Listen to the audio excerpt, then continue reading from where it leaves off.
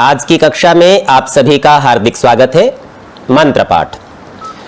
ओम शन्नो मित्रः शं वरुणः शन्नो भवत्वर्यमा शन्न इन्द्रो बृहस्पतिः शन्नो विष्णुरुक्रमः। ओम नमो ब्रह्मणे नमस्ते वायो त्वमेव प्रत्यक्षं ब्रह्मासि त्वमेव प्रत्यक्षं ब्रह्म वदिष्यामि ऋतं वदिष्यामि सत्यं वदिष्यामि तन्मामवतु तद्वक्तारमवतु अवतु माम् अवतु वक्तारम्। ओम शांति शांति शांति। अनेक दिनों के बाद पुनः कक्षा में संपर्क हो रहा है। पिछले पाठों को आप लोगों ने ध्यान से सुन लिया होगा, विचार भी कर लिया होगा। यदि आपके कोई प्रश्न है तो उसके लिए स्वागत है। हाँ जी, जो लोग इस कक्षा को ऑनलाइन सुन रहे हैं, आपके कोई प्रश्न हो तो कह सकते हैं।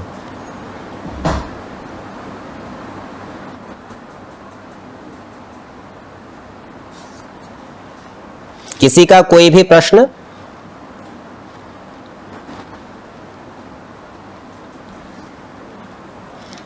ठीक है, यदि आपके कोई प्रश्न नहीं है तो आगे के पाठ का हम विचार कर लेते हैं। पृष्ठ संख्या 25 पर बिंदु संख्या 33 हमें देखना है। मूल शब्द है वस, जिसका अर्थ है निवासे। सो वस निवासे, इस धातु से वसु शब्द सिद्ध हुआ है।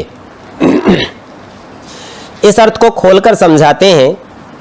वसंती भूतानि यस्मिन, वसंती अर्थात रहते हैं, बसते हैं, भूतानि अर्थात सब प्राणी, यस्मिन जिसमें, अथवा दूसरी प्रकार से समझाते हैं, यह सर्वेषु वसति, जो सब में रहता है।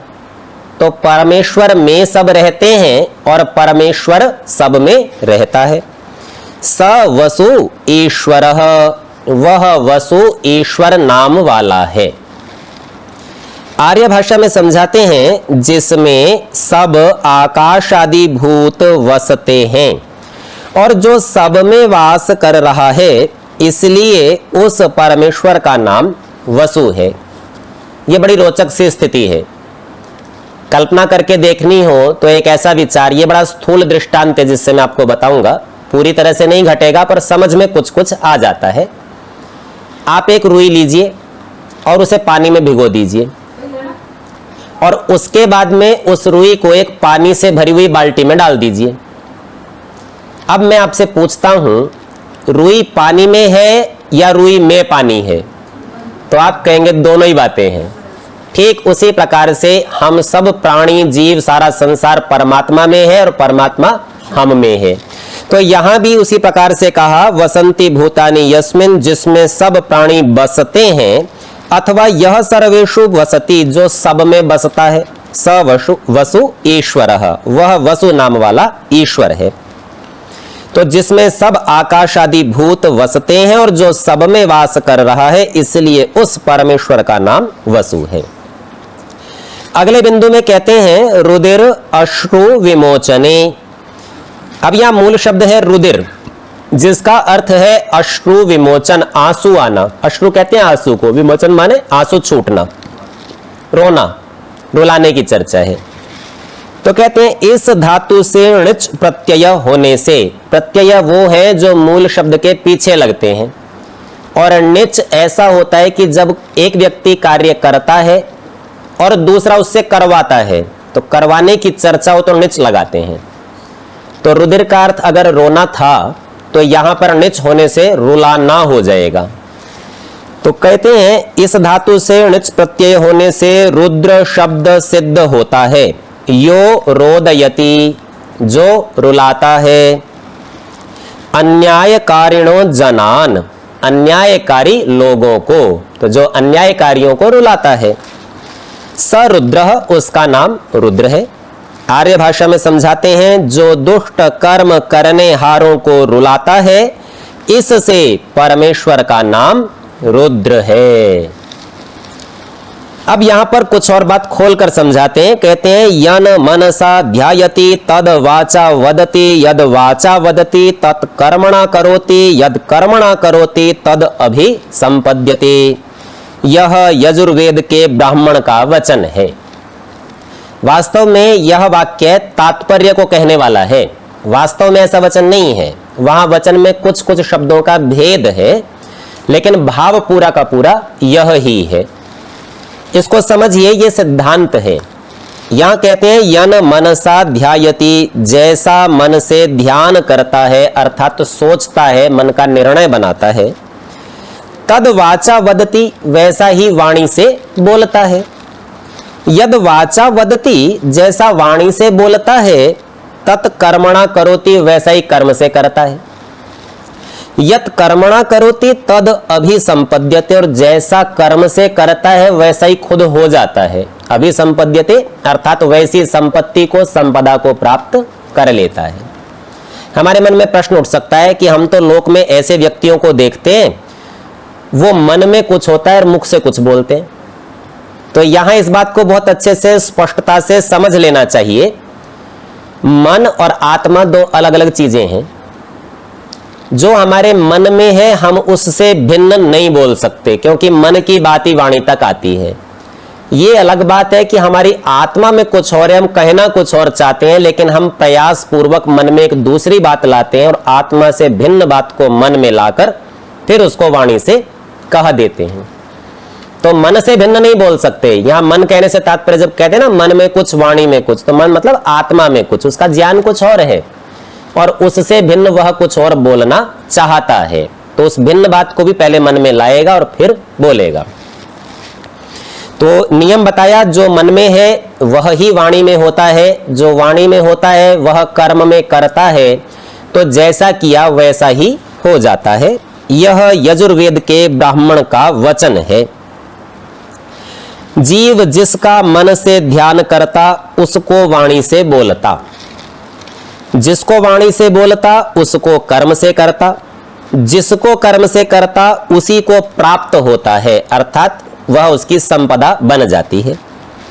इससे क्या सिद्ध हुआ कि जो जीव जैसा कर्म करता है वैसा ही फल पाता है।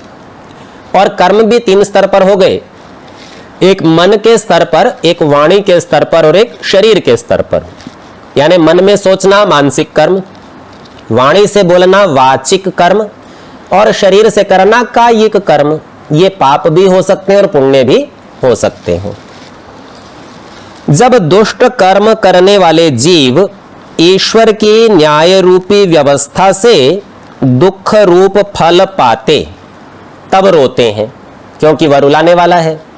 तो पाप किए थे, अब परमेश्वर की व्यवस्था है, उससे दुख मिलेगा तो वे रोते हैं।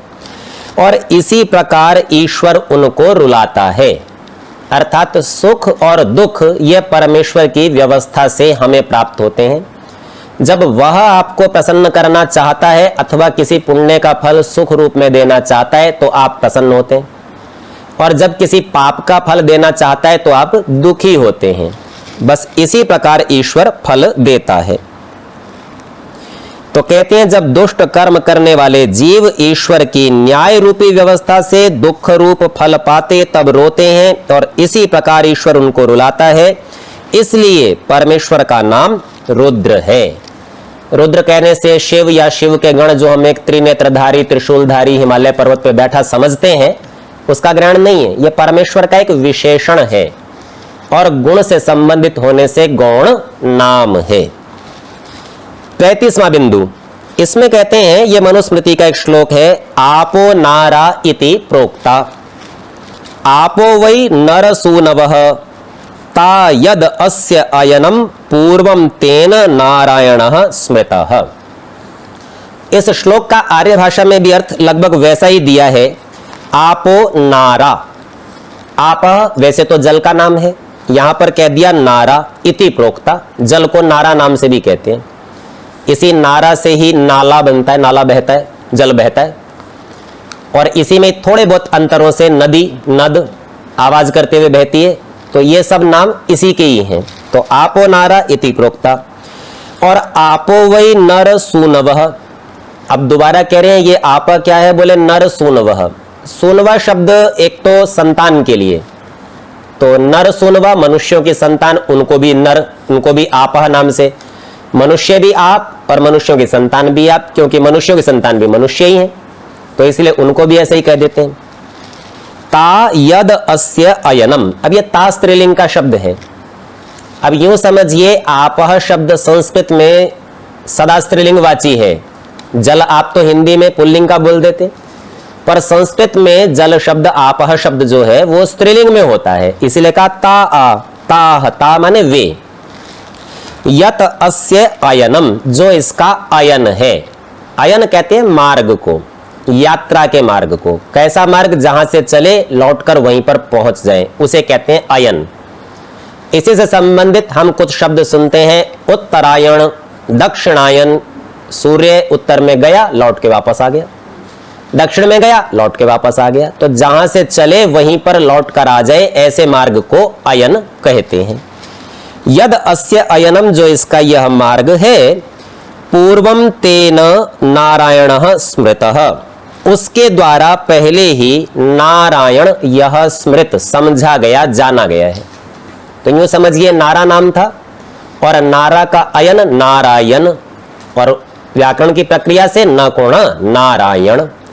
तो नारायण नाम से जो आप समझते हैं वो मनुष्यों के जाने और आने का मार्ग हो गया।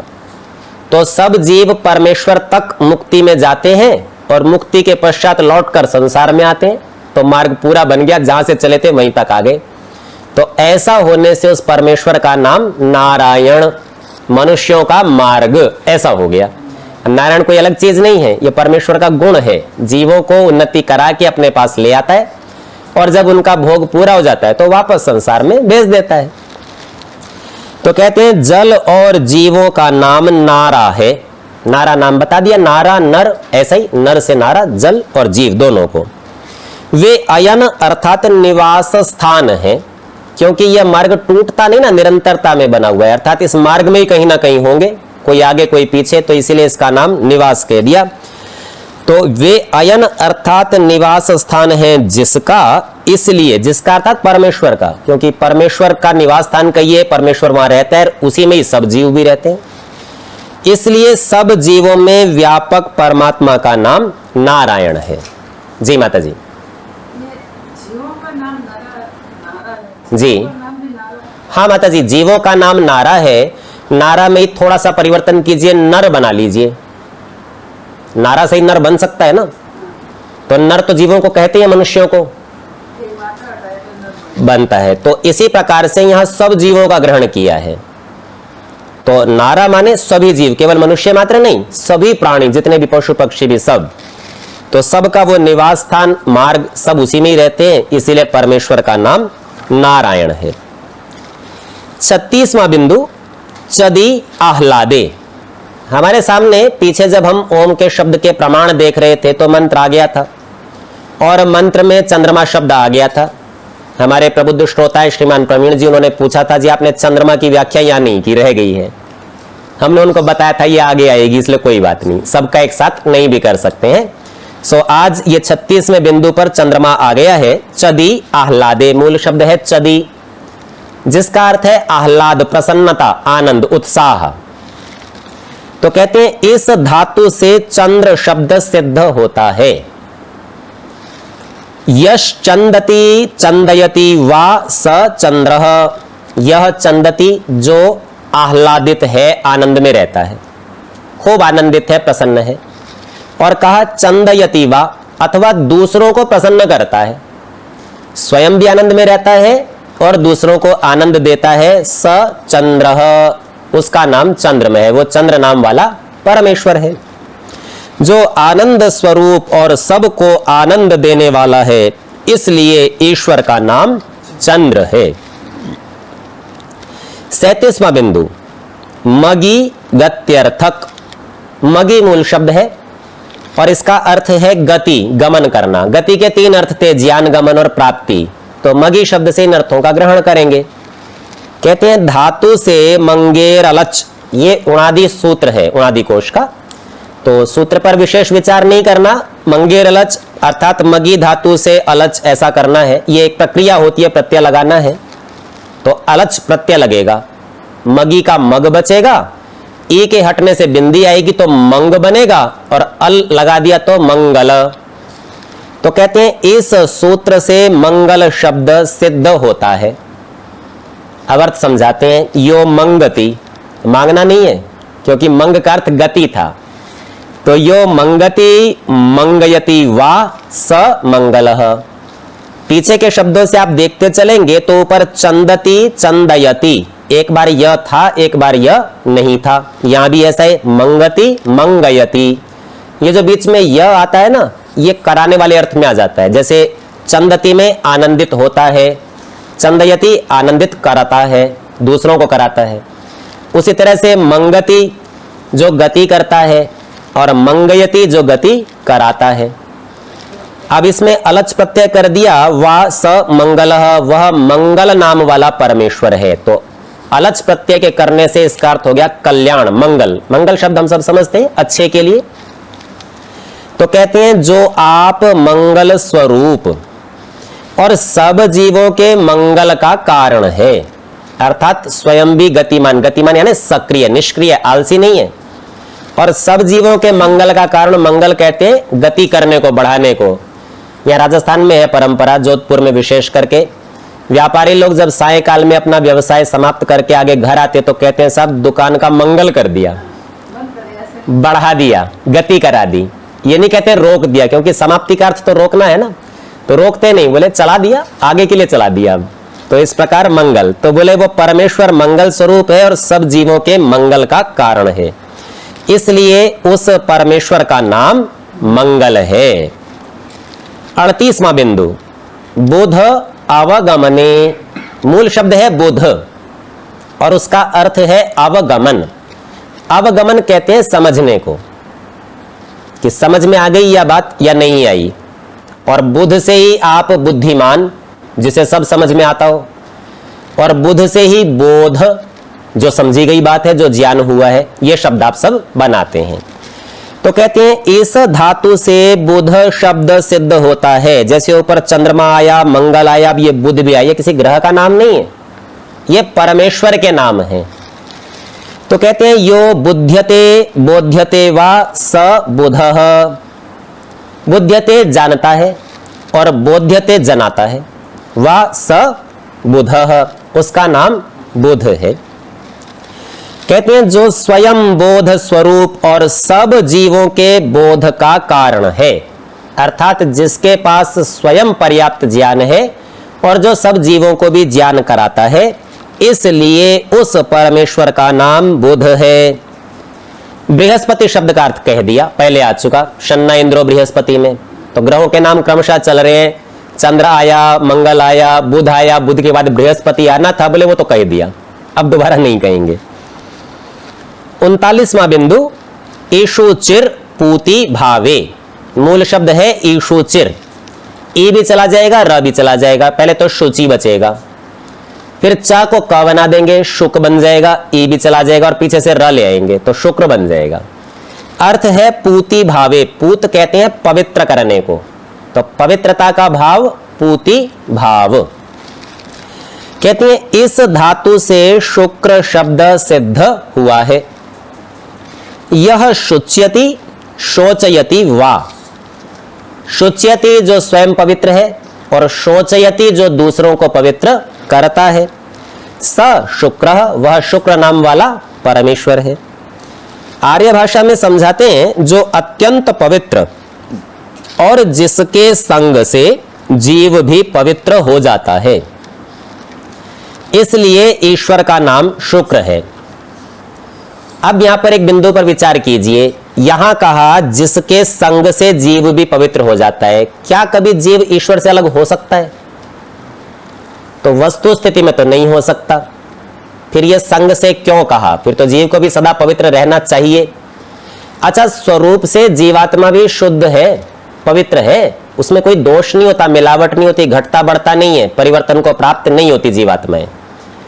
उसके साथ जो लगा हुआ मन आदि, अंतःकरण, बुद्धि, चित्त, ये जो साधन है ना, ये साधन ऐसे हैं जिसके अंदर भाव उठते हैं और उन भावों को ही हम कभी कभी गलत बुरा भाव ऐसा कहते हैं और उसी से ये मानते हैं साहब जीव भी दूषित हो गया। वास्तव में जीव तत्वतः दूषित नहीं होता, वो शुद्ध बना रहता है।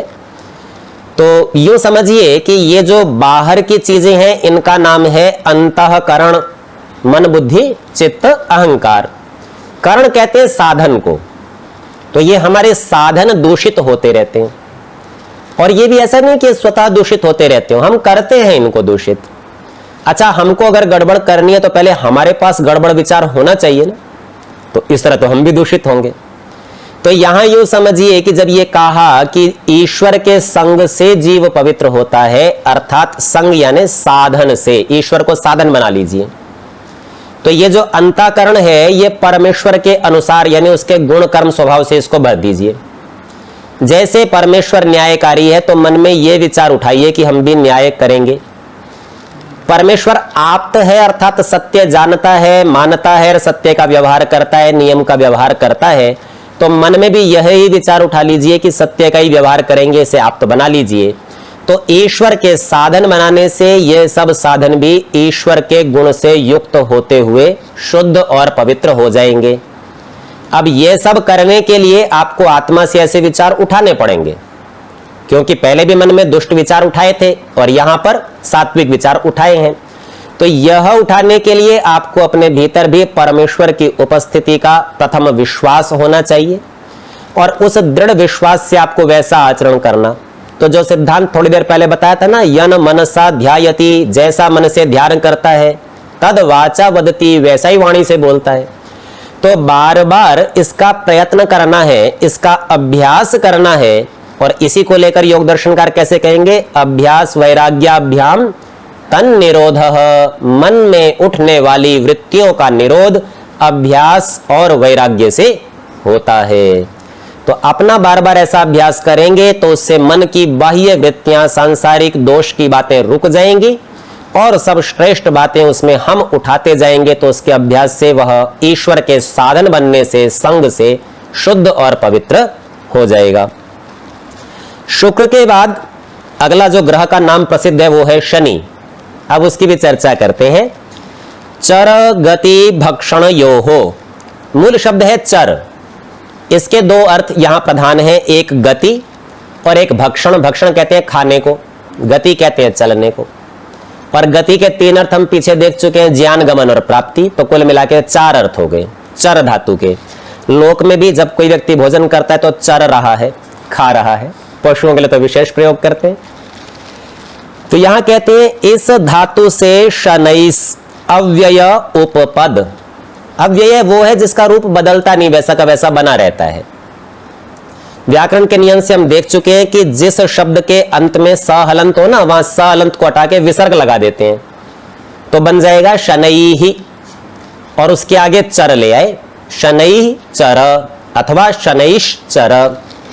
तो कहते हैं इस अव्यय उपपद होने से शनैश्चर शब्द सिद्ध हुआ है। यह शनैश्चरति स शनैश्चरः। शनै कहते हैं धीरे, जो धीरे धीरे चलता है उसे शनैश्चर कहते हैं। जो सब में सहज से प्राप्त धैर्यवान है। अब देखिए यहां धीरे नहीं है, धैर्यवान। जो आदमी धैर्य से काम करता है ना, सहजता से, तो ऐसा लगता है जैसे धीरे धीरे काम कर रहा हो, सोच सोच के काम कर रहा है, धैर्यवान। तो परमेश्वर सहज से प्राप्त धैर्यवान, ये उसका स्वाभाविक गुण है। वो धीर गंभीर है, उसकी सब बातें नियम पूर्वक, विचार पूर्वक, योजना पूर्वक हैं। ऐसे ही भागादौड़ी में नहीं, जल्दबाजी में नहीं। इससे उस परमेश्वर का नाम शनैश्चर है। तो शनि कोई ऐसा ग्रह नहीं है जिससे आपको कोई दोष लगता हो, पाप लगता हो, आपके काम में बाधा होती हो। शनैश्चर नाम परमेश्वर का है। और हाँ, आप पाप करोगे तो वो रोक तो ले गई, हाथ तो नहीं पकड़ता, पर मन में भय पैदा कर देता है, लज्जा पैदा करता है, शंका पैदा करता है। आप मान लो ठीक है, नहीं मानोगे तो कोई बात नहीं, फिर आप कर लो, दंड देना उसका अधिकार है, फिर दंड के लिए भी तैयार रहना चाहिए। 41वां बिंदु, अब शनि तक के ग्रह बता दिए, तो दो और ग्रह ऐसे हैं ना जिसके बड़ा भय लगता है लोगों को। रह त्यागे, मूल शब्द है रह, अर्थ है त्याग करना। इस धातु से राहु शब्द सिद्ध होता है। तो राहु भी परमात्मा का ही नाम है और किसी का नहीं, अर्थात मुख्य उसका नाम है और गौण रूप से वैसा ही गुण दूसरे में भी दिखता है तो उसको भी कह देते हैं। यो रहति परित्यजति दुष्टान, रहति कोई खोला है, परित्यजति यो माने जो रहति अर्थात परित्याग करता है, छोड़ देता है, अपने से दूर कर देता है। किसको? दुष्टान, दुष्टों को। एक तो स्वयं दुष्टों को दूर कर देता है, और अब वो यह लगा के बता रहे हैं राहयति, उसी को खोला त्याजयति, छुड़वा देता है, खुद भी छोड़ देता है और सज्जनों से छुड़वा भी देता है दुष्टों को। स राहु ईश्वरः, वह राहु नाम परमेश्वर का है। जो एकांत स्वरूप, जिसके स्वरूप में दूसरा पदार्थ संयुक्त नहीं, अर्थात परमेश्वर अकेला है, कोई दो से मिलके नहीं बना, उसने सबको छोड़ रखा है, छोड़ रखा है अर्थात उसके स्वरूप में दूसरा मिला हुआ नहीं है। जो दुष्टों को छोड़ने और अन्य को छुड़ाने हारा है, अर्थात स्वयं भी दुष्टों को दूर रखता है, दूर स्थान की दृष्टि से नहीं रखता। जो ऊपर हमने देखा था ना, संग, हमारे मन में ईश्वर का विचार नहीं होता, उसका संग नहीं होता, साथ में होता। ईश्वर तत्वता तो साथ ही होता है पर उसका विचार नहीं होता। इसी प्रकार से ईश्वर दुष्टों को छोड़ता अर्थात उनके विचार में नहीं आता, और सज्जनों से उनके विचार को छुड़वाता, उनसे उसे दूर करता है। इससे परमेश्वर का नाम राहु है। अब विचार करिए, कोई आपसे कहे आपके ऊपर तो राहु चढ़ बैठा है, बोले तो बड़ी प्रसन्नता की बात है, परमेश्वर चढ़ बैठा है तो अब ना हमारे पास कोई दुष्ट आएगा और ना हमें किसी के पास जाने की आवश्यकता है। तो राहु का हमारे पास होना प्रसन्नता का विषय है। हमारे ऊपर चढ़ाई कर दे तो बड़ी अच्छी बात है। अगला देखते हैं, ऐसे ही रोचक है 42वां बिंदु। कित निवासे रोगापनयने च, मूल शब्द है कित, एक अर्थ है निवास, जिसमें रहते हैं उसे कित कहते हैं, और दूसरा है रोग अपनयन, अपनयन कहते हैं हटाने को, नयन कहते हैं लाने को, अपनयन ले जाने को, दूर ले जाना, हटा देना। तो जो रोग को हटाता हो और जो बसने का साधन हो, जिसके द्वारा हम रह सकते हैं, वह कित शब्द से कहा जाता है। तो कहते हैं इस धातु से केतु शब्द सिद्ध होता है। तो ये केतु भी बड़ा आनंद का है, हमारे घर का नाम केतु है क्योंकि इसमें हम रहते हैं। तो कोई कहे ना जी साहब आपका केतु बिगड़ गया, बोले भी साफ सफाई कर लेते हैं घर की, ठीक हो जाएगा।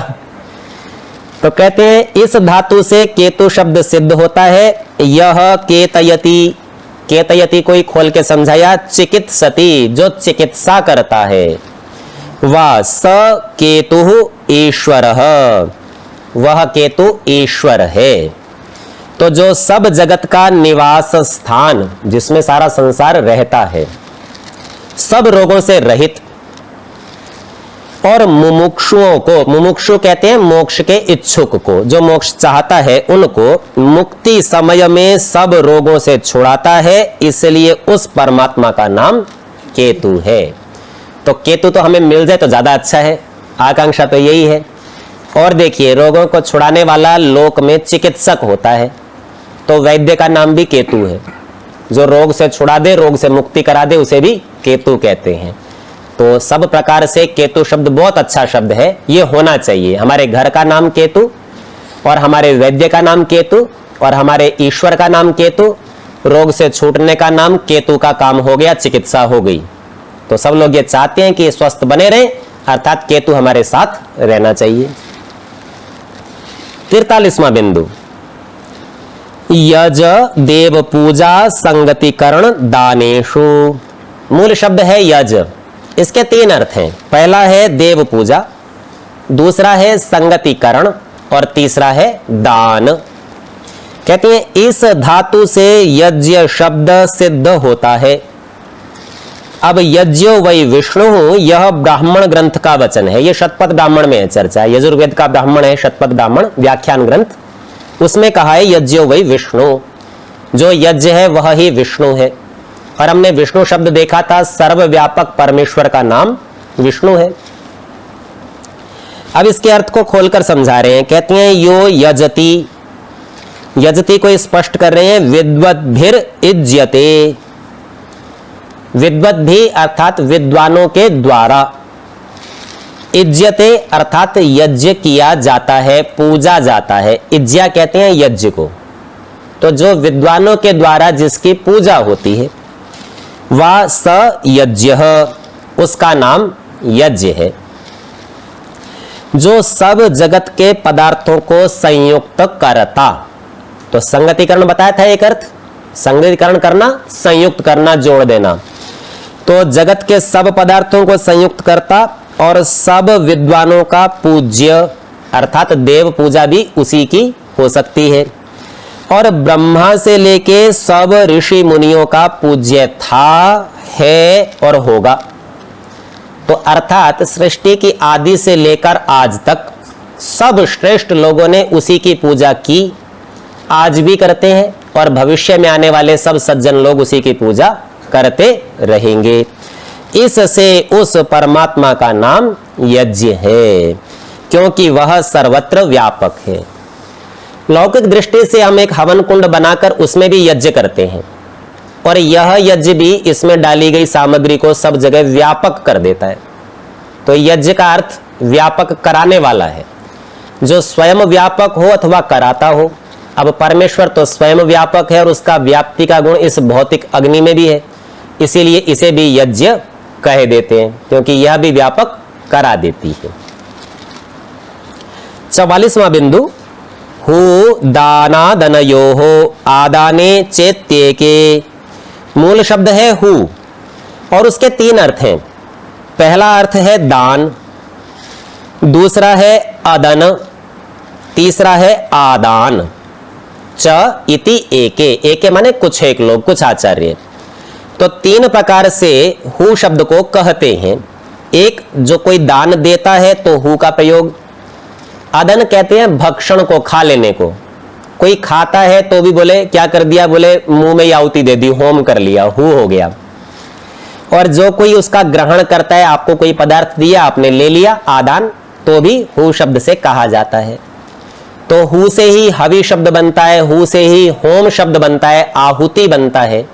आप देते हैं यज्ञ कुंड में, यज्ञ कुंड अग्नि ले लेती है और लेकर खा जाती है, समाप्त कर लेती है। तीनों अर्थों के होने से इस प्रक्रिया को हु शब्द से कहते हैं। अब कहते हैं इस धातु से होता शब्द सिद्ध हुआ है। खोल के समझाते हैं, यो जुहोती, जो हवन करता है, होम करता है, स होता, उसका नाम होता है। जो जीवों को देने योग्य पदार्थों का दाता परमेश्वर, सब जीवों को सब योग्य पदार्थ दे रखे हैं और ग्रहण करने योग्यों का ग्राहक है। अर्थात जो मुमुक्षु हैं, जिन्होंने मुक्ति का मार्ग सिद्ध कर लिया है, उनको वो ग्रहण कर लेगा। तो उनका वो ग्राहक भी है, वो चाहता है सज्जन लोग, मुमुक्षु लोग उसके पास हो। इससे उस ईश्वर का नाम होता है। अब यह ये नहीं समझना चाहिए, जैसे हमने कहा ना कि भाई ईश्वर चाहता है कि सज्जन लोग, मुमुक्षु लोग हों, तो भाई ईश्वर के पास क्या कमी है, वो चाहता है। ये वैसा चाहना नहीं है, ये बड़ा ही स्थूल रूप से मोटे तौर पर कह दिया है। अर्थात जो मुमुक्षु हैं वे ईश्वर को चाहते हैं, ईश्वर के जैसे गुणकर्म स्वभाव को धारण करते हैं, तो उनकी परस्पर समीपता होती है। यह नियम परमेश्वर का बनाया हुआ है। इस नियम को देखकर हम कह देते हैं कि वह चाहता है। ये मोटे तौर पर कहा। तत्वतः परमेश्वर कुछ नहीं चाहता। क्यों? क्योंकि उसे सब पदार्थ प्राप्त हैं, उसको चाहना ही कुछ नहीं है, तो वह निष्काम है। पर इस व्यवस्था के चलते समझने के लिए हम ऐसा शब्द प्रयोग करते हैं। 45वां बिंदु, बंध बंधने। मूल शब्द है बंध और अर्थ भी है बंधन, बांधना। तो कहते हैं इससे बंधु शब्द सिद्ध होता है। बंधु वो है जो आपके साथ बंधा हुआ है, रस्सी से नहीं, आपके भावों से, आपके विचारों से। तो कहते हैं यह स्वस्मिन चराचरम जगत बधनाति। यह माने जो, स्वस्मिन माने स्वयं में, चराचरम जगत जड़ और चेतन जगत को, बधनाति बांधे हुए, बांधता है। सारा जड़ चेतन उसके साथ बंधा हुआ है, सब में वह व्यापक है। बंधुवत धर्मात्मनाम, बंधुवत बंधु के समान, धर्मात्मनाम धर्मात्माओं का या उनके, सुखाय सुख के लिए, सहायो वा अथवा सहायक के रूप में, वर्तते वर्तमान रहता है, व्यवहार करता है, स बंधु, वह बंधु नाम वाला परमेश्वर है। तो सब जितने भी धर्मात्मा लोग हैं उनके सुख के लिए अथवा उनके सहाय के लिए वह सारी क्रिया करता है। तो सज्जनों को सदा सहायक है। इसीलिए आप कहते हैं ना, त्वमेव माता च पिता त्वमेव बंधु, हमारा बंधु है, हमारे साथ बंधा हुआ है, सदा सहायता करने वाला है। तो जिसने अपने में सब लोकांतरों को नियमों से बद्ध कर रखे अर्थात बांध रखे और सहोदर के समान सहायक है।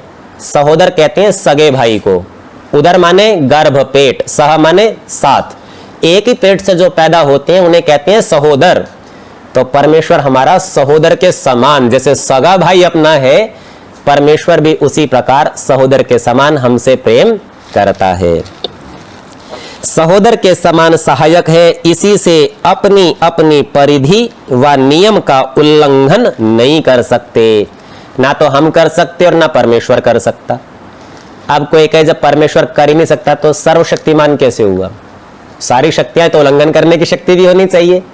तो सर्वशक्तिमान शब्द का अर्थ यह है कि न्याय न छोड़ते हुए कार्य करने की शक्ति रखना। न्याय कहते हैं नियम को, तो नियम को कभी भी नहीं छोड़ते हुए अपने कार्य स्वयं कर सकता है, इसलिए सर्वशक्तिमान कहलाता है। तो कहते हैं अपनी अपनी परिधि व नियम का उल्लंघन नहीं कर सकते। जैसे भ्राता भाइयों का सहायकारी होता है, भाई भाई का सहायता करता है, वैसे परमेश्वर भी पृथ्वी आदि लोकों के धारण, रक्षण और सुख देने से बंधु संज्ञक है। उसका नाम बंधु है। पृथ्वी आदि सब लोक, केवल जड़ नहीं, लोक में रहने वाले जीव भी, उन सब को वह सहायता करता है, धारण, रक्षण और सुख। अब यहां दो शब्दों का साथ साथ विचार कर लीजिए। बंध शब्द था, इससे हम बंधन, बांधना, ये शब्द भी बनाते हैं, और बंधन शब्द सुन के थोड़े से विचलित होते हैं, परेशानी में आते हैं, भाई बंधन नहीं चाहिए। लेकिन इसी जैसा दूसरा शब्द है संबंध। सम माने बड़ा अच्छा, बंध माने बंधन। बहुत अच्छा बंधन हो तो संबंधों से बड़े प्रसन्न होते हैं, हमारे संबंध है जी उनसे, ये हमें प्रसन्नता देती है बात। तो ध्यान दीजिए, बंध शब्द में विशेषता नहीं है, उसके व्यवहार में है। आपको आपके शत्रु भी बांध लेते हैं, आगे नहीं जाने देते, उन्नति नहीं करने देते, बांधा उन्होंने भी है। और एक बांधा परमेश्वर ने, जो आपका सदा सहायकारी है, सगे भाई के समान है। तो दोनों ने बांधा है। जिस बंधन में उन्नति होती है उसे हम संबंध समझते हैं, और जिस बंधन में बाधा रुकावट होती है, हानि होती है, उसे बंधन समझते हैं। तो ये भेद है। परमेश्वर के साथ हमारा संबंध है, वह हमारा बंधु है। परमेश्वर के साथ हमारा बंधन नहीं है, हम परमेश्वर के बंधन में नहीं है, हम उसके संबंध में हैं। तो उन्नति करने का वह सर्वदा साधन है। 46वां बिंदु, पा रक्षणे। मूल शब्द है पा, अर्थ है रक्षा करना, रक्षण करना। इस धातु से पिता शब्द सिद्ध हुआ है। तो पिता शब्द अर्थात रक्षा करने वाला। खोलकर समझाते हैं, यह पाती सर्वान, जो रक्षा करता है सबकी। सपिता, वह पिता नाम परमेश्वर का है।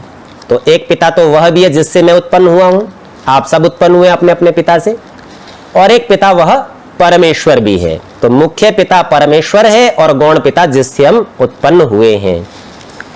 जो सबका रक्षक जैसा पिता अपने संतानों पर सदा कृपालु होकर उनकी उन्नति चाहता है, वैसे ही परमेश्वर सब जीवों की उन्नति चाहता है। इससे उसका नाम पिता है। लौकिक पिता तो कभी कभी अज्ञान में गलती कर सकता है, पर वह पिता सर्वज्ञ है, इसीलिए वहां गलती की कोई भी संभावना नहीं है।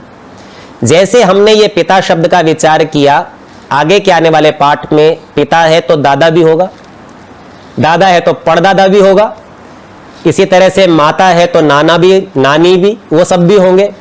तो उन सब का विचार भी करेंगे। आज के पाठ का समय समाप्त होता है। आज की कक्षा को यहीं विराम देते हैं, शेष चर्चा अगली कक्षाओं में करेंगे।